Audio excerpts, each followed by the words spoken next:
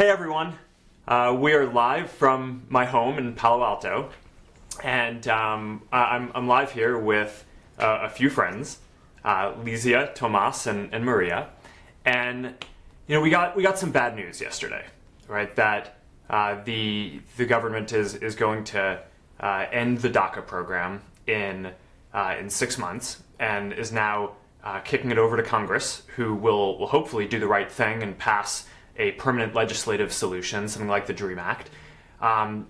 But this is something that I know we're all still really processing. And I just thought that it would be good to sit down and talk with some dreamers about their stories and hear what their experience is like and what you've basically what your journey has been like to get DACA, to earn it, really. The conversations that you've had with people along the way, and what this all means to you. I'll say up front, immigration is a really complicated issue, right? And there are lots of different parts of it, and everyone cares deeply about having a safe country and making sure that we can have a vibrant economy, and wants to have the best people coming into the country to that can do the best work and have the best ideas. I think we all know that some really high percent, I think it's almost half of the major technology companies have been started by immigrants as one of their co-founders. If you look at the 5 biggest technology companies today, I think almost half of them, I think 40% of them are run by people who came from another country.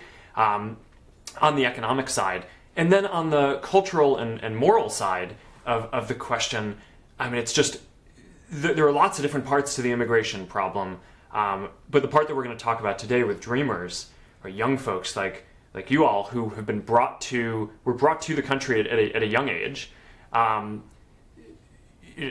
not really known another country, right? And this is, I think, in a lot of ways the most clear cut of all the immigration issues. There are lots of debate that I think people in good faith can have around what you should do with the immigration system, but with what you should do with dreamers and the compassion that we should be showing, I think there is no question. And I think for a lot of people, this is the thing that people had always assumed would be the most safe, right? Because if we're not comfortable as a society, if we don't have the moral strength to say that we're going to stand up for people who have been in this country since childhood and who didn't choose to come here on their own, they're contributing to their communities and to the economy, then I think for a lot of us it makes us question what can we assume that our fellow people in this country are going to stand for. And I know that's something that a lot of us are just processing and are trying to understand. But this is an important issue. And I think, and I wrote this yesterday in a post, that I think rescinding DACA is a particularly cruel and difficult decision to make. Because when the administration under President Obama made the decision to start DACA and invited you all and 800,000 other people to come out of the shadows and say, hey, I'm here and I'm undocumented in order to get a work status and the right permit. That to offer the American dream to people and then to take it away and punish people for trusting their government and coming out of the shadows and filing that and applying for that is one of the most troubling things that I think I've seen in a long time in our country. So I'm hoping to talk about that. And I know we've been sitting here and talking for a little bit, but I think it would be useful for all the folks who are out there to hear your stories on this, and then maybe towards the end we can get to what we can all do together to make sure that we all resolve this well.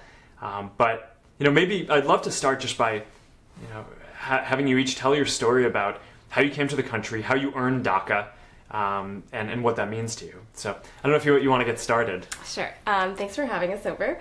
I came to the U.S. in 1996 from Canada. Their economy was really bad. My dad was a realtor. Nobody was buying houses, and my mom was a bank teller, and she lost her job. So My dad came over here, bought a business, and about a year later, he got a visa for us to come over. So we moved to San Antonio. I grew up there, went to elementary school, middle school, high school there. I was a Girl Scout. It was a pretty all-American upbringing. I learned how to square dance, actually. I spent 5 years learning how to do that in elementary school. And during my junior year of college, I got a letter in the mail from the Department of Homeland Security. And it was a notice to appear in immigration court, which is basically the first step in the deportation process.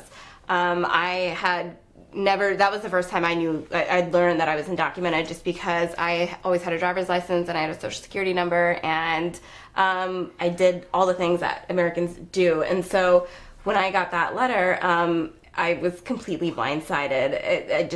And you were in college. I was in the middle of college. I had already taken out tens of thousands of dollars in student loans.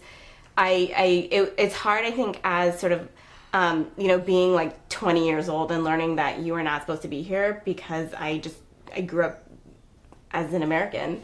And the DACA program was announced on my college graduation day. And so I remember sitting at my ceremony, and I was trying to think of, what am I supposed to do with this I went to Northwestern for college. It was a private school. I had taken out so many loans, and I didn't know how I was going to pay all of that money back, and what I was supposed to do with this degree that I had spent so much time trying to get.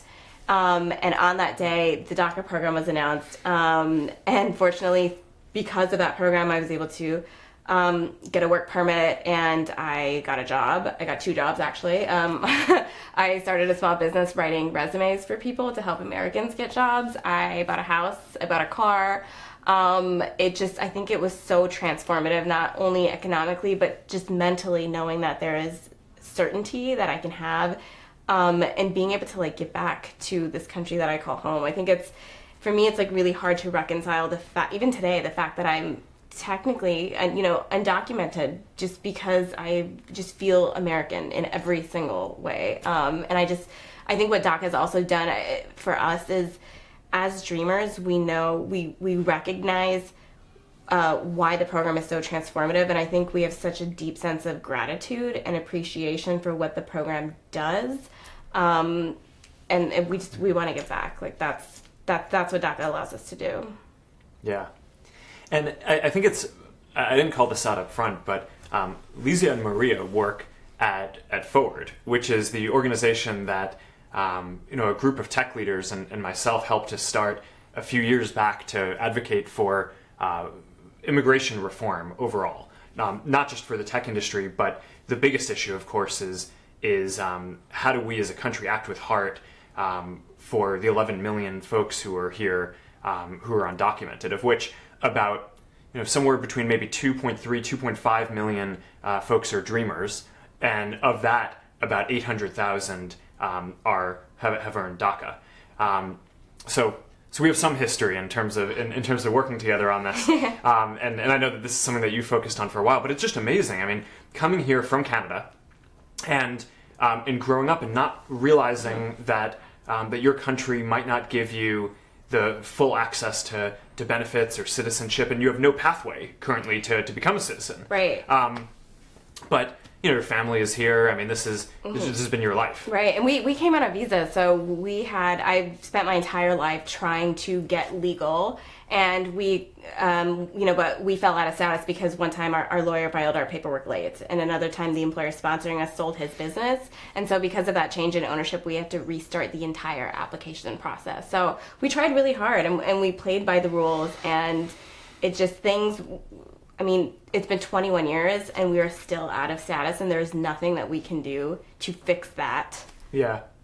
No, I think that this is something that is actually a pretty common misperception about immigration, right? I think people have this perception that the majority of people who are here and who are undocumented came in and weren't working or doing anything like this, but the majority of folks who are undocumented in this country have a story which is like yours, right? Where their parents or they came in, were working, had a visa, and something got messed up along the way, right? And often it's just a really tactical little clerical error, or your lawyer forgets to file something even if you were supposed to have the right to be here, and then you're just done, right? I mean, there's no way to get back on the train in terms of having full status. And I don't think that when people talk about wanting good immigrants who add to the country to be here, this is what we're talking about, right? We want people like you and your family to be here, and I think that anyone who meets you is going to have that sense, and I think that that's just a very common misperception that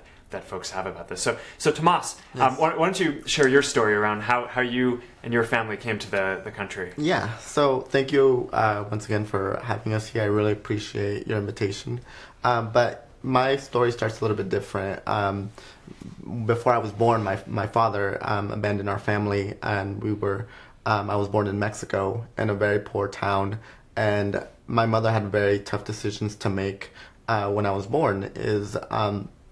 Either stay in the country and live, in a very poor town with very little opportunity, or immigrate to the United States and give your children an opportunity for a better life, and so that their work can mean something. And so we were left. My mother actually came here first, and she left us when I was one year old, and she came here.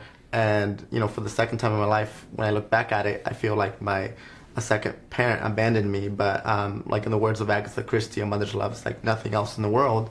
And when she got here, she worked very hard and was able to send for us. And so I arrived here at the age of 2, and this is where I started preschool. We were in Santa Barbara, and unfortunately, when I was 5 years old, she was diagnosed with cancer. And when I was 6 years old, she ended up passing away. And so that was, as a child, I didn't really know what that meant until later on in life. But we ended up moving up here to Auburn, California, and grew up in Auburn. And, as a kid, you don't really understand what's going on. You're just, enjoying life and, going to school and hanging out with your friends, playing sports. Doesn't really hit you until later on when you start thinking about life, when you start looking to apply for a job, or when you're looking to get a driver's license just like any other of your friends. And then when the time comes to look at your career and look at colleges, it really hits you then. And actually, when I found out when I was 15 years old, after I wanted to buy a cell phone, and I realized that I gotta work for that cell phone, and my grandparents taught me that I needed to work for my things. So that's why when I started kind of looking into applying for a job, and when you find out, you feel very alone, because you think at that time that nobody else is going through this, and nobody really talks about it because it's something that is you're afraid to speak out. And so when I was 17, actually, I went to 2 attorneys, because I did, when I realized my situation, I went to 2 attorneys, and we looked at my situation, and both of them, separate attorneys, said, there's no pathway for you. You need to wait until Congress passes a bill in order for you to even apply, to get in line. And so after that, I went back, and I've always also wanted to fight for this country. I actually was looking to go into the Navy, and after high school, I did call a recruiter, and the recruiter unfortunately told me that I wasn't able to join the Navy. He told me that because I was undocumented, that I couldn't join the military at all. Now, I'm not sure if that was false information or if he was misinformed, but that killed my dreams of fighting for this country. And so that's why I focused in school and athletics. I ran track and field at Cal State Stanislaus in Turlock. I got my degree in kinesiology, and afterwards I decided to move back to the town of Auburn and see how I can help my community. And so I know Lizzie and Maria work for Forward.us, but what I've been doing is I created a group called California Dreamers, and we started speaking out.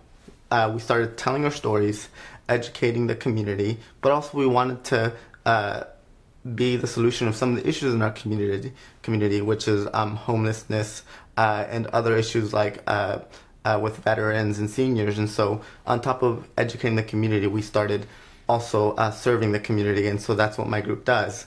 And through that, we hope to make a change not only for immigration reform, but also through the change in helping our community. So. Yeah, and one of the things that you just touched on around not having a pathway, I think is one of the other very common misperceptions around this. I mean, when I posted on DACA a few times over the past week, and as I read the comments, I mean, this is one of the common things that I'm sure you get in all your conversations. It's just like, all right, well, why don't you just apply for citizenship? Right. And I think the thing that most people don't get is that there is currently no legal way for someone who is undocumented in the country to apply for citizenship. So, I mean, that I think is a thing that, when we look forward to what Congress needs to do in terms of, we have a 6-month window now, there's a lot of urgency to try to get something done. That's one of the things that I think in order to really live out the values of our country, we need to make sure that everyone who is here has a path to earn it over time. I mean, whether it's serving in the military or serving your country in some other way, it could be waiting a while. I mean, you guys have all been here for a very long time. I mean, it's 20 years, right? It's not that dreamers aren't patient or aren't willing to give to the country. It is that there is currently literally no legal pathway at all to apply and become a citizen. And living with that, I think, is really tough. Yeah. All we're asking is for a chance. We're not saying, give this to us now. We're asking us to, hey, give us an opportunity for us to even start. And that's what we're here. All right, Maria. So, like everyone said, thanks for taking the time to chat with us. I want to start off by stating the obvious that, we and I feel American, and I am American, and the only thing that we are lacking, it's a proper documentation to say that. I came here when I was 5 years old from Peru. My sister had been hit by a car, and her right leg needed to be amputated when she was 2.5. So we would fly to Florida constantly because the medical treatment in the United States, it's far more advanced than a medical treatment in Peru, which is a developing country. My parents just wanted the best for their children. So we would fly up to Florida, and it started to become too financially straining. And we moved to Connecticut when I was 5 years old because we had family and my sister could continue her treatment there. Mm-hmm. And I grew up a very normal life, like Lesia. I was in Girl Scouts, Troop 207, I still remember.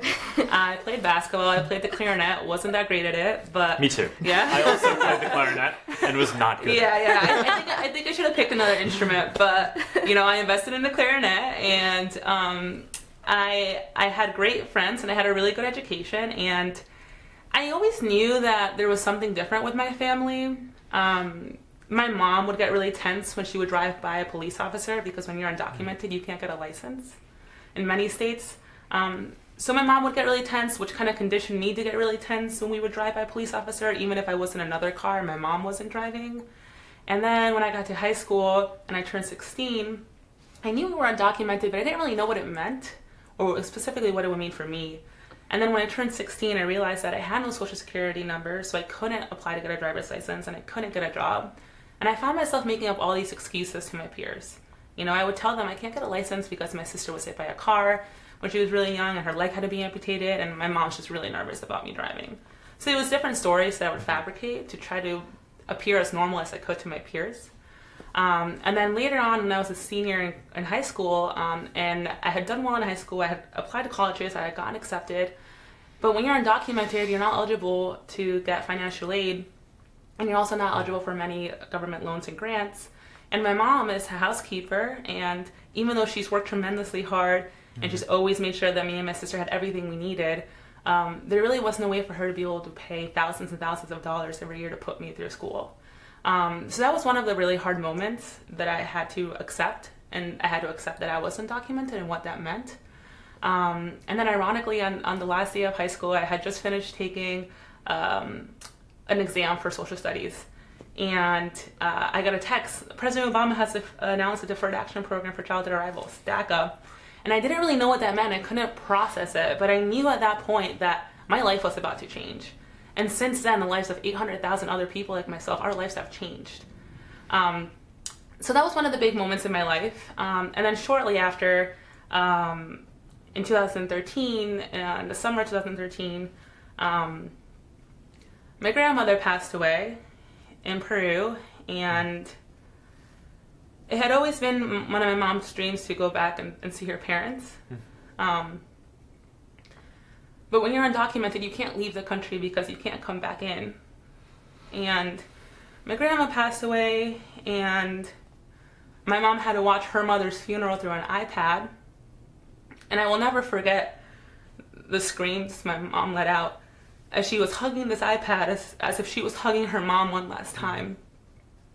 And to me, that was a huge injustice that she was forced to watch her mother's funeral on an iPad due to the broken immigration system that our country has. And at that moment, I decided that this issue wasn't just about me not being able to drive or not being able to go to college, but this issue was much greater. And there were many people with similar stories who were experiencing these hardships every single day.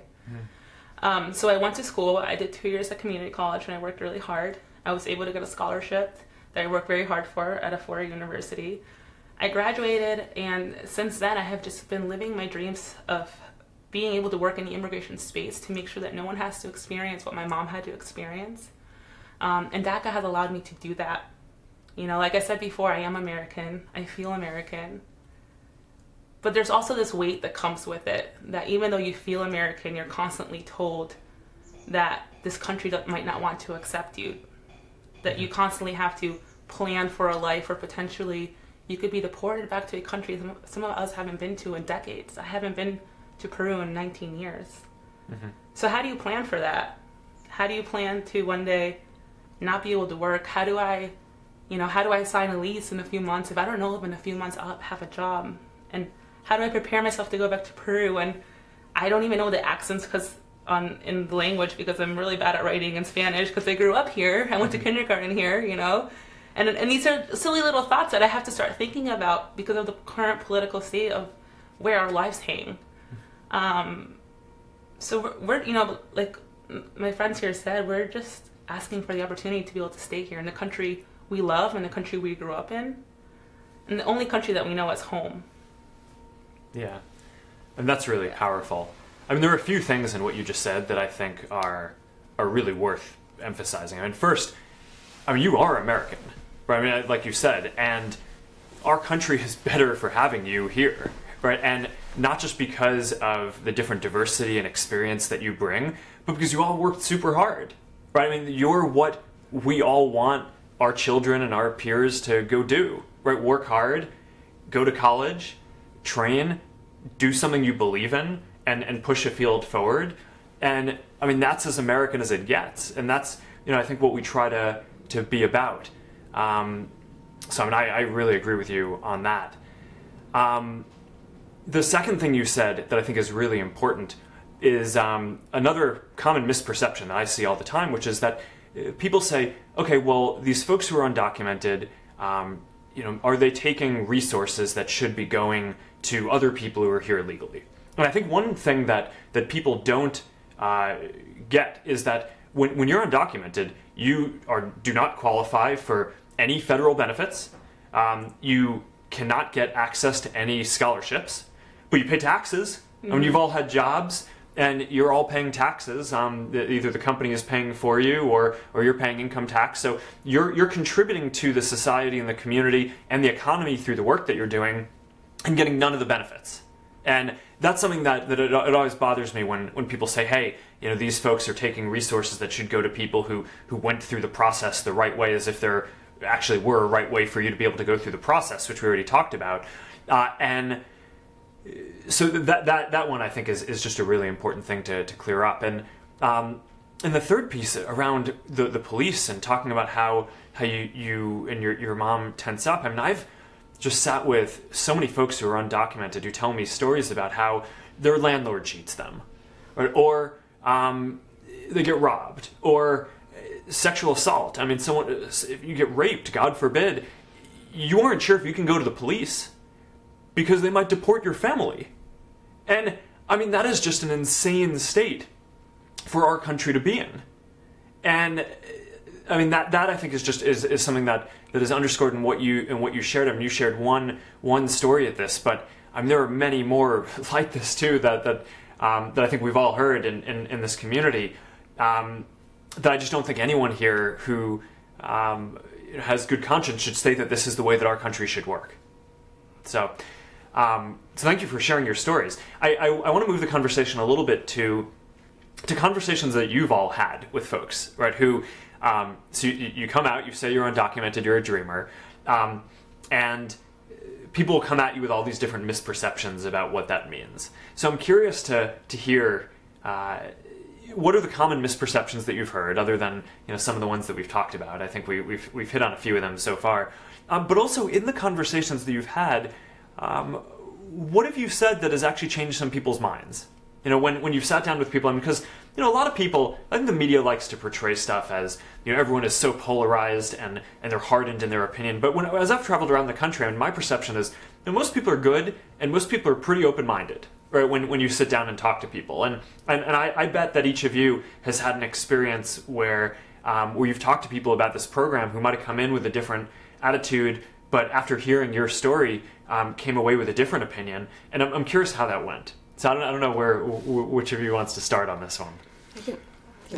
So I actually had an interesting conversation a couple weeks ago. I was flying back from San Francisco, and it was a direct flight to DC, and there was no Wi-Fi, and I hadn't planned for that. And so I ended up making friends with my neighbor who had voted for President Trump and said that he had voted because he wanted to keep out the criminals. And so as we had talked about, immigration came up, and he mentioned he knew what DACA was, and he was like, "Oh, it's the program that lets these kids work."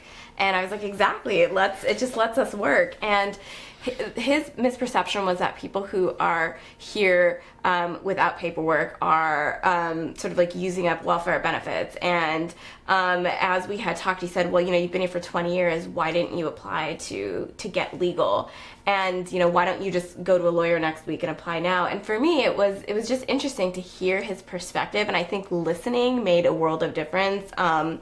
And I told him there's no application that I can fill out to just get legal. There's nothing I can do. And so that's why immigration reform is so important to so many people, because what it does is allow us to fill out an application so we can go through that process. But by the end of that flight, 5 hours nonstop, we ended up being Facebook friends. And it was, it's fantastic. I think to me, it's the issue is that there's just a lot of misinformation, and people are maybe not necessarily educated on the issue. And I think part of it is that they haven't met dreamers, right? And so I think it's up to us to have those conversations with people to let them know what it's truly like and why DACA is so transformative and what it actually means to us. But I really fundamentally believe that if we meet people and we tell them our stories, I think that's what will help them change their perspectives. And I want to echo what Lizia said. We live in all 50 states. We go to class with the average American. We shop at the same grocery stores. We are now lawyers, engineers, mothers who are building a life here. And sometimes people just don't realize that. Sometimes people don't know that the person sitting next to them in mathematics is actually a dreamer. Yeah. Or they don't know that the person who might be doing their paperwork for some sort of law-related activity is a dreamer themselves as well. So I think that's really important to stress out. It's that we are members of society, in all 50 states, doing a variety of different things, just trying to build a life in the country that we call home. And that's one of the biggest things when I share my story, especially when I went to college at Quinnipiac University. A lot of people had only heard the sound bites, why didn't you legalize? You're just taking away, citizens' welfare benefits, kind of echoing what Lizia said. And you gotta kind of talk them through it. Well, no, actually, there's no way to legalize. There's no line. And we're asking for Congress to create a line so that we can get in it. But a big thing is saying, hey, listen, I'm like you. There's definitely been days that I waited till the night before an essay that I had due to write it, just like many other college students, we experience similar things. And we are Americans who just are asking for the opportunity for the right paperwork so that we can finally feel 100% part of this country. So I think we're halfway there because we feel American, we're just lacking. Right. And if there was a line, we'd be the first people in it. Yeah. I'm happy to pay for, I'll pay what I need to pay. I'll wait. There just needs to be a process for us. Yeah. And that's another thing that I think some people miss is a lot of people say, hey, shouldn't you have to pay a penalty? And in order to get DACA, you have to pay $495 every time that you renew it. which is a pretty big fee, right, to pay in order to be able to work in this country and then go pay taxes on the work that you did. And not to mention the lawyer's fees, right, to have somebody prepare that application for you. So it's expensive. It's expensive and it's time consuming. And I think that's one of the misconceptions is that some people are saying that, this money's going to DACA, but we actually are paying for the process to actually have that permit. And but that's one of the things that I keep hearing too, is like we're just wasting this money on this program, but it's completely untrue. And then we get that permit, and like you said, Mark, we contribute billions and billions of dollars back to the economy. So we pay $495, we get this work permit, we're safe from deportation, and then we give back to our communities, state and federal, and Social Security and Medicaid and Medicare, and so on, and we are just productive members of our society. Right, and all those programs that we support, we don't qualify for because we're not citizens. So we basically we help fund Social Security and Medicaid and Medicare, but we can't pull from them ourselves. Right. So, yes. Yeah. So if you don't mind me going to a pretty hard place here for a second, I'm curious to hear what is going to happen to your families if Congress doesn't act and doesn't pass something like the DREAM Act in the next 6 months. Yeah, well, it's very hard to even think about, but we're in a place where we kind of have to see what would happen, and it's heartbreaking, but we would have to go back in the shadows, really, because we would be prioritized for deportation. In this administration, everyone is fair game. It's, DACA kids wouldn't be able to contribute what we're contributing, and so it's hard to think about. But what we'd have to go back in the shadows and stop contributing and pretty much wait. We would be in danger. I think having a plan for it is hard. There's 2 DACA recipients in my family. It's me and my cousin. And there's just been a lot of anxiety over the past few days and few weeks of what our future is going to look like. And, at the end of the day, it's the people sitting in Congress and the president who's going to decide the future of 800,000 people like myself. So it's having to plan for a future that you do not want, having to plan to have to be sent back to a country you do not know, having to plan to not being able to work anymore, all those basic things, which has been really hard. But at the same time, I have confidence in the American people that they are going to call on the members of Congress, demand that they pass legislation like the DREAM Act, because I think that the more and more we talk about it, more people are going to understand that we are Americans and that we grew up here, and that, who really loses if we're deported? It's really hard to have to convince people how American we are, right? 'Cause I think we feel it inside in so many ways. And sometimes I almost feel like it's sort of a boring story. Like, I was a Girl Scout and I played the cello and you played the clarinet, and people are like, well, yeah, that's the exact same thing that Americans did. Yeah. So it's not really fascinating in that sense, but I do think that there's so many obstacles that were uniquely in our way, just as undocumented people, that we had to overcome in order to be able to get a job and in order to be able to go to school and pursue an education. So I think DACA has been hugely transformative. The problem, though, now is that President Trump has ended the program, and so after, basically, if your DACA expires after March, you're sort of out of luck. And my DACA expires in May, which is about 8 months from now. So that's sort of my expiration date in the U.S. is May 5th, and I don't know what I'm going to do after then. I went to college to study journalism. I can't even spell words correctly in Canada. My second major was political science, which is American government and politics. Right, so I think at this point there really is no other option. Congress has to do something, and they need to do something soon. And we don't even have a 6-month window, because if, for example, the DREAM Act passes, there needs to be implementation of the program that happens. So Congress has to put together an application. People have to go consult lawyers. They have to fill out the paperwork. It takes time for those applications to process. And if this doesn't happen by March 6th, people are going to start falling out of status. And what that means is we are all going to become priorities for deportation. We could wake up at any moment, any day, and ICE could be knocking at our doors and put us in a detention center, and we could get shipped back. And I think of this as an eviction, like an unwarranted eviction from my home. Mm-hmm. Yeah, I think it's important to highlight too that, you know, the 800,000 recipients of this program applied with a fee, but also we handed out all of our information to the government. You know, they know where we live, they know a lot of personal information about us. We had to get our biometrics done, which is a background check to make sure that there was no criminal activity.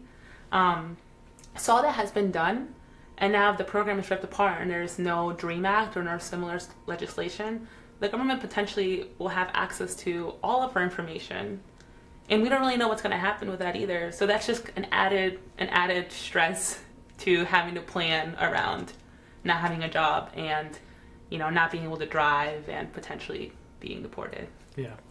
So let's talk about what Congress should do. So, you know, we were talking about how, you know, they have 6 months technically, although if they don't move fast on something, then people are going to start being very worried, and well, people are already very worried, but people are going to start falling out of status, right? And won't have the time to make the preparations that they need to. So let's take a minute to talk about what people who are watching this can do. I know we're getting a lot of questions here from folks. You know, Susan Rose wrote a few minutes earlier. Please tell us what the average American can do to help here. I would gladly have someone that needs a home stay with my family. My uncle was spared his life in Germany by hiding with priests. I think we appreciate that sentiment. Hopefully it doesn't come to that. You know, there's upside here too, right? Which is that DACA was very limited, like you were saying, right? Which is that it was a work permit and it was temporary, and it's not a law, which means that it is brittle, right? As we saw with the president and his administration rescinding it. DACA also only gave around 800,000 people the ability to work, whereas there are more than 2 million dreamers. So, and it didn't give you a path to citizenship, which is a really fundamental, humane thing to have. So, you know, what I think the good here is that if Congress acts and shows that they can lead, right, which, you know, I know a lot of people are concerned about our government being able to get anything good done. And, you know, this is a real moment where folks who are in Congress who have signed up to lead and move the country in a good direction can show and prove to people that they can actually get something good done. The opportunity is not just to make sure that DACA doesn't fall apart. It's to provide the same hope and more to all dreamers, right? So all 2 or 2.5 million folks have a full pathway to citizenship, a permanent written into law guarantee that they're going to have status here and be able to work. So that's the thing that we need to get done, and we have a limited period of time to do that. So, you know, a lot of the work that we're doing at Forward, and that you're all a part of, is trying to organize people to help do that. You know, we have a website that we put up recently with resources on this, dreamers.forwardfwd.us, and that has resources on how you can contact your members of Congress, folks in the Senate and the House, in order to push forward on this.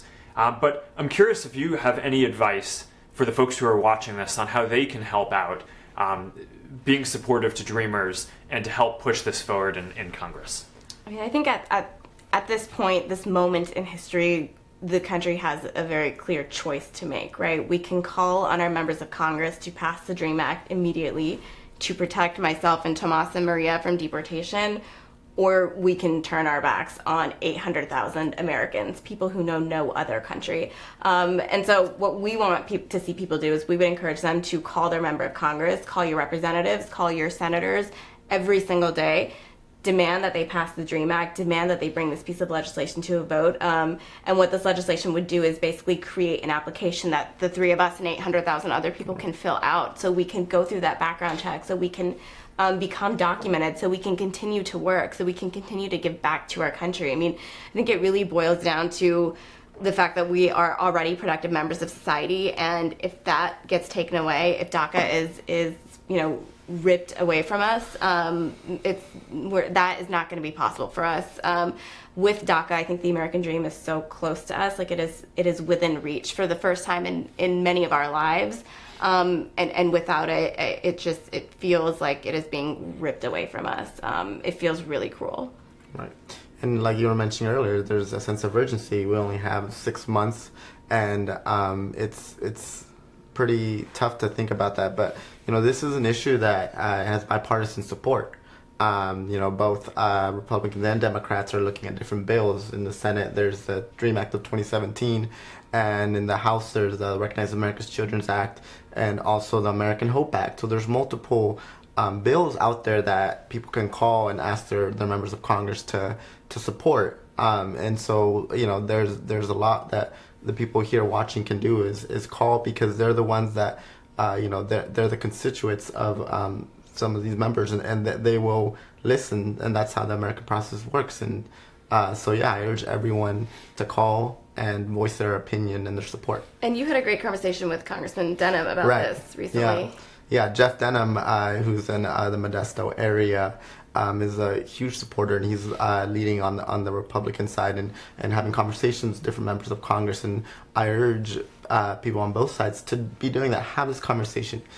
Meet with a dreamer, and that's what changes most people's mind, is when they actually have us in front of them and are realizing that we're just as American as anybody else, and that we just want the best for this country and for our families. We have shared values, and so I urge Congress too to meet a dreamer. It's you probably have already met one, but sit down, have a conversation, and get to know us, and you'll realize that it's something not hard to support. It's the right thing to do. Look, at the end of the day, I don't believe this should be political. It shouldn't be partisan. Maybe I'm being a little naive because of the current times that we are living in, but these are human lives. It's 800,000 and even potentially more. People who know no other country but America, who have grown up with our children, who, drive on the same roads that we do. So I think a big ask is for people to call their members of Congress. Tell your aunts and your mom and your friends and your colleagues. Say, hey, listen, I heard the stories of these dreamers. Or you can go to dreamers.fwd.us and you can see different stories of dreamers, and you can share our stories. Share our stories with your colleagues, with your friends, and say, we need you to call. Because the lives of 800,000 people depend on this. Yeah, and you can use the hashtag #DefendDACA on Twitter or any other social channel. And I have a question for you, actually. What do you think businesses can do, and what is sort of like the impact of a DACA repeal on businesses? How would that impact your line of work specifically? Sure. So let me get to that in a second. Although first, I just want to really emphasize something that you all were saying around urgency. Like you're saying, people broadly support dreamers being here, right? By far, the vast majority of Americans, I think the last time that I saw the data on this, it was near 80% of Americans view dreamers as American and want them to stay here, right? And so I think one of the big questions here is that, if a bill came up, then most people would want their member of Congress to support it. But what we need here is actually still more urgency, because bills don't just come up, right? Like, people need to push on this, and we don't have that much time for this to happen. So part of what this means is making trade-offs, right? So, in the business community, which you were just asking about, one priority that a number of companies had pushed for is tax reform, right? And yesterday, some of the folks at Microsoft came out and said, hey, we've been pushing for tax reform, but this is more important. Do the DREAM Act first. And I think that's a lot of what this comes down to in terms of urgency. Is it's one thing for the vast majority of Americans to support something like this happening, but what I think really needs to happen is the majority of people need to say, hey, this is not only something I want to see happen, but this is something that needs to happen now.